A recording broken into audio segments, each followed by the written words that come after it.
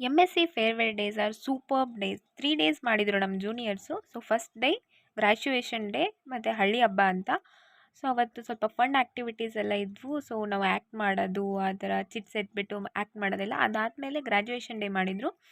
Graduation dress ಹಾಕ್ಕೊಂಡು ಏನೋ ಒಂದು ಸಖತ್ ಫೀಲ್ ಇತ್ತು.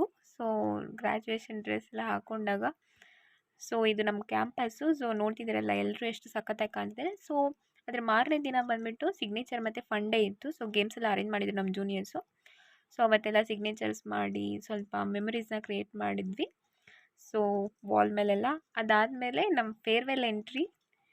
ಸೊ ಫೇರ್ವೆಲ್ ಡೆಕೋರೇಷನ್ ಸಖತ್ತಾಗಿ ಮಾಡಿದರು ನಮ್ಮ ಜೂನಿಯರ್ಸು ಡೆಕೋರೇಷನ್ ಎಲ್ಲ. ನಮ್ಮ HOD ಸರ್ ಸ್ಪೀಚು. ಅದಾದಮೇಲೆ ನಾನು ಒಪಿನಿಯನ್ ಸ್ಪೀಚ್ ಕೊಟ್ಟೆ. ಸೊ ನಮ್ಮ ಫ್ರೆಂಡ್ಸ್ ಎಲ್ಲ ಡ್ಯಾನ್ಸ್ ಮಾಡಿದರು. ಸೊ ನೋಡ್ಕೊಳ್ಳಿ.